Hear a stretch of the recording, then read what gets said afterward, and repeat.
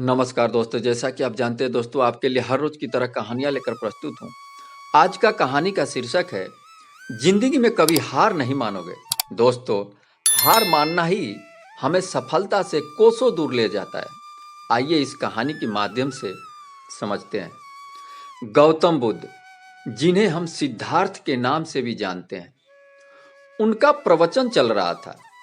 एक के शिष्य उनका हर रोज प्रवचन सुनने आता था।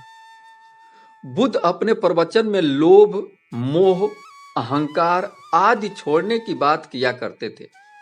एक दिन वह शिष्य गौतम बुद्ध के पास आकर बोला, बुद्ध जी, मैं आपका 6 महीने से प्रवचन सुन रहा हूं, परंतु मुझ पर इसका कोई असर नहीं हो रहा है।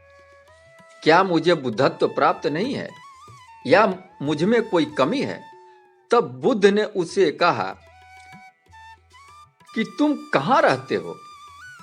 उसने उत्तर दिया, मंडी बस्ती में। तुम अपने बस्ती में कैसे जाते हो? गुरुजी, बैलगाड़ी से। वहां पहुंचने में कितना समय लगता है?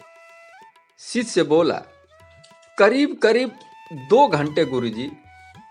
फिर महात्मा बुद्ध ने कहा, क्या तुम यहां से बैठे हुए अपने बस्ती पहुंच सकते हो?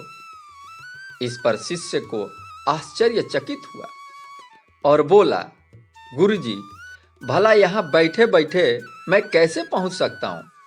इसके लिए तो चलना पड़ता है। महात्मा बुद्ध ने कहा, तुम बिल्कुल ठीक कह रहे हो। ठीक उसी प्रकार जो अच्छी बातें होती है उससे पहले अपने जीवन में उतारना पड़ता है और उसका अनुसरण करना पड़ता है। फिर महात्मा बुद्ध ने कहा, तुम मेरे साथ दक्षिण दिशा में चलो। शिष्य उनके पीछे पीछे चलने लगा। जब महात्मा बुद्ध एक गांव में गए तो वहां के लोग उनको भला बुरा कहने लगे तथा ईंट पत्थर फेंकने लगे।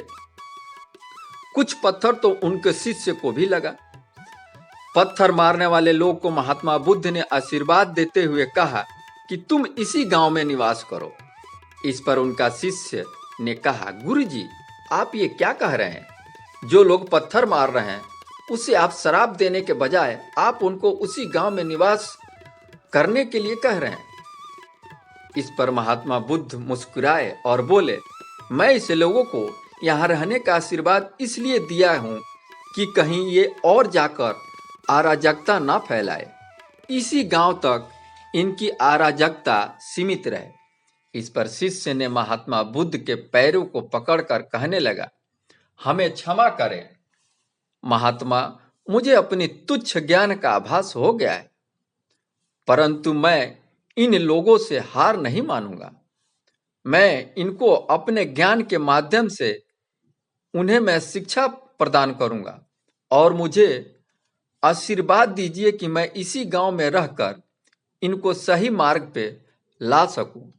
महात्मा बुद्ध ने शिष्य की ऐसी बातें को सुनकर उन्होंने कहा, मैं यही तो चाहता था कि तुम्हारे अंदर ज्ञान प्रकट हो, तुम्हें यह समझ में आए कि दूसरे को शिक्षा देने से पहले तुम स्वयं को शिक्षित हो, तभी तो तुम दूसरे को शिक्षित करोगे।